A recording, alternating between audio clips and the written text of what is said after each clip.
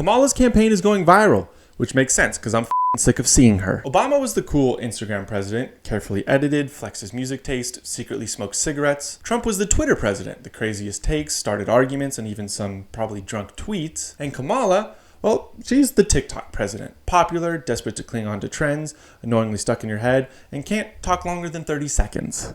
You think you just fell out of a coconut tree?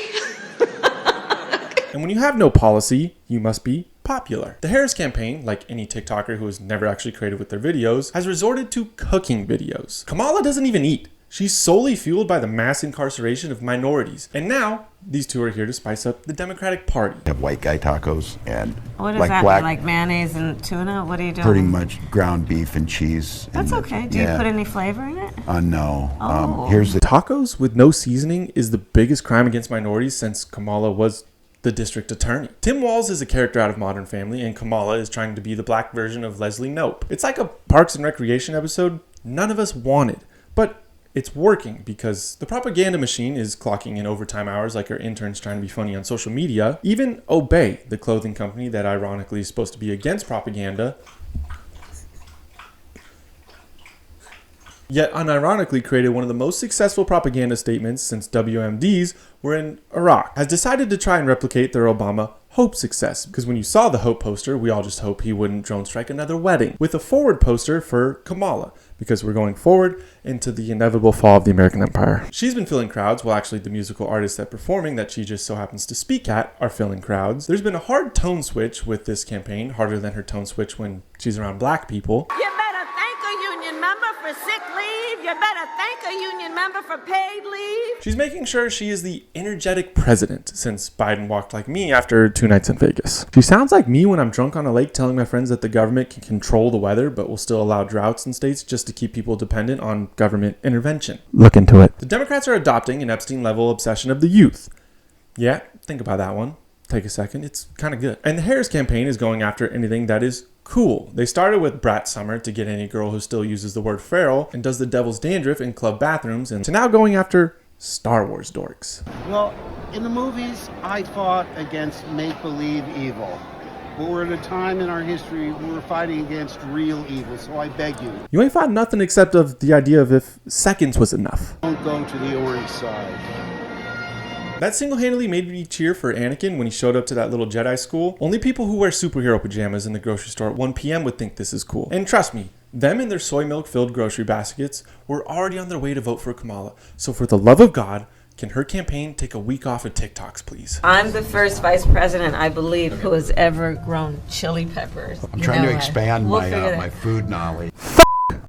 Ladies and gentlemen, The Semi-Daily Night Show with Gary TV, your host, Gary. Tonight's ceremonial first pitch.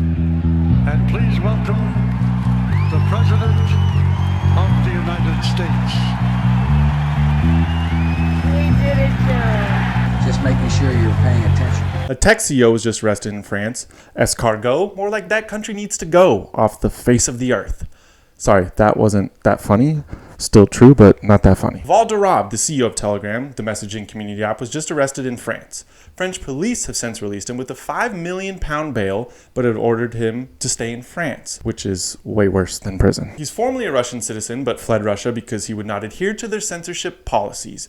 But France decided his app was also illegal, which is a very French move. All France has invented is men kissing each other. The charges are for lack of content moderation, and it is argued that Telegram was used in the UK to help rioters coordinate. What is going on here? Breakfast! Now, Telegram is a free speech channel. I don't know anyone that would want to censor it. Oh, f***. A former person who was part of the National Security Council for the White House does. Alexander S. Vindman.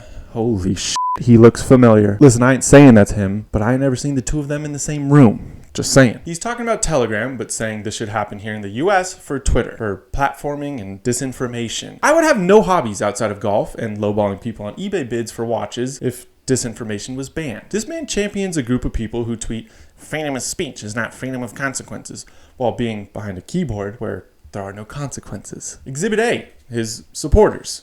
Supporting France, which anyone who supports France is an enemy of mine. Anon accounts are really only funny when it's shit posting, and shit posting is really only funny when it's about how cyclists ride on Sundays because their wives are at brunch with their boyfriends. But when you feel an opinion of a government overreaching, or in my opinion, fuel positive comments about a government, you aren't posting, you're just falling in line. And any Anon account who stands with the war on Ukraine only hide their faces because they definitely sit when it comes to a war on calories. You're probably asking, why does an app you don't use in a country that you don't want to visit have anything to do with America? Well, the ideology is already here. New York can now arrest people over social media posts. New York isn't cool. The only people that think it is are the people who live there. They think they're trendsetters because they dress like fentanyl addicts and have an app that bids on dinner reservations because they can't cook, despite their favorite cultural icons being a chef, who is also a drug addict, so that's kind of fitting. The New York governor said they are ramping up surveillance efforts and data collections to catch people who commit hate speech. They literally just virtualized stop and frisk policies.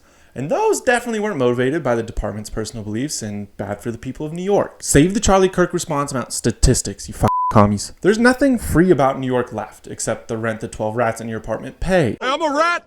I ain't no snitch!